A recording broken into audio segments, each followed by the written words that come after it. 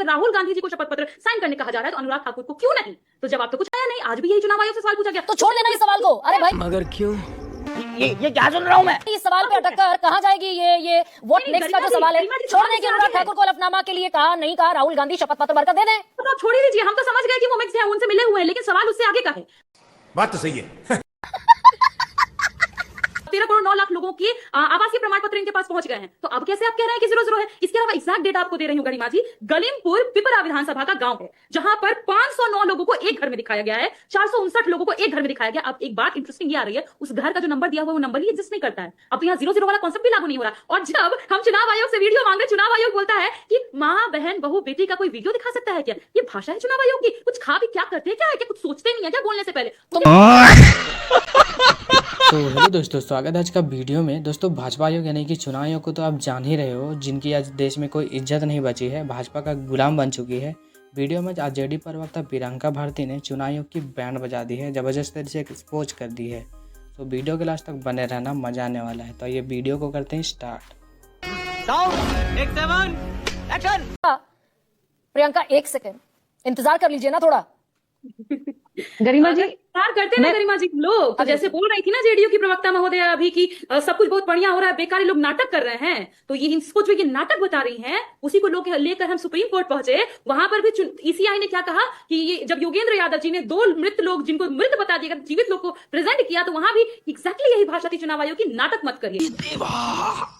ये गड़बड़ है बाबा, ये नाटक नहीं है। अगर ये नाटक होता तो चुनाव आयोग को फटकार नहीं लगाती सुप्रीम कोर्ट। और आप लगातार एक सवाल पूछिए गरिमा जी, इस पर कल भी चर्चा हुई थी, यही पूछा गया था ना कि मैंने भी यही सवाल उठाया कि अगर राहुल गांधी जी को शपथ पत्र साइन करने कहा जा रहा है तो अनुराग ठाकुर को क्यों नहीं?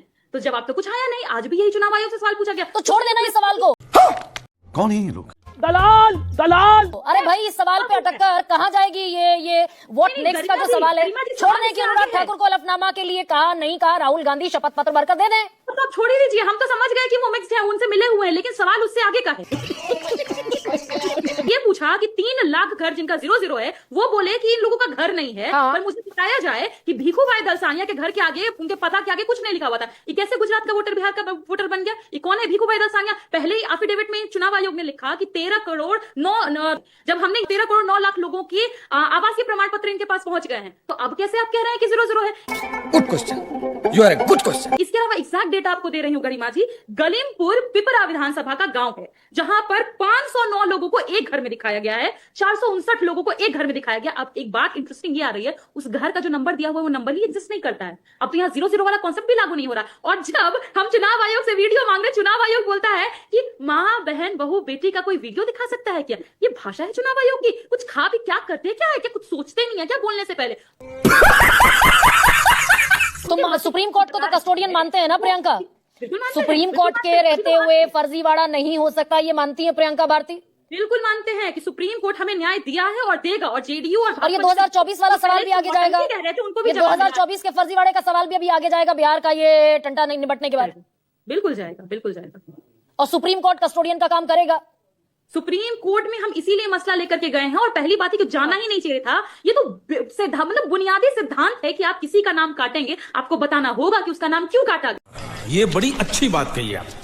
उसको तो चुनाव आयोग को जाना ही नहीं था, आपने मजबूर किया हमें वहां जाने के लिए, और उन 65 लाख लोगों के लिए हमने आवाज उठाई जिसको सत्ता पक्ष को कोई मतलब नहीं है। चलिए ठीक है प्रियंका, नौटंकी बोल रहे हैं, ठीक है भाई, ये चुनाव आयोग ने ज्ञानेश जी ने आज एक बात और कही, और बड़ी मार्मिक लगी जब सुन रहे थे ये बात, तो बड़ी मार्मिक, ये वेदना जैसा महसूस हुआ, पीड़ा जैसा महसूस हुआ कि जिस देश में लोगों के पास घर नहीं है, म्युनिसिपल कॉर्पोरेशन उन्हें हाउस नंबर अलॉट नहीं करता, सड़क पर सोते हैं, उनसे मांगा जाए क्या कि हाउस नंबर दीजिए अपना? 0-0 कैसे हो गया? तो प्रियंका एक बड़ी महत्वपूर्ण बात कह रही हैं? ये क्या हो गया? ये क्या सुन रहा हूँ मैं? बताता हूँ, पहले ये देखो। भीखू भाई दलसानिया तो बीजेपी के संगठन के महामंत्री, बिहार के चुनाव को पूरी तरीके से एडमिनिस्टर करने के लिए भेजे गए। उनके पास भी घर नहीं है कि उनके घर के नंबर के आगे 0-0 लिख दिया गया है। सवाल बहुत सारे हैं, और डेमोक्रेसी में सवाल पूछने का अधिकार सही पकड़े हैं, बेहद खूबसूरत अधिकार है, इसको एक्सप्लोर करते रहना चाहिए। कहते रहे लोग प्रोपेगेंडा चलाते हैं, एजेंडा चलाते हैं, माहौल बनाते हैं। ये सवाल ना पूछे जाते तो 65,64,000 लोगों के नाम जारी करने का फरमान सुप्रीम कोर्ट नहीं सुनाता। 7 करोड़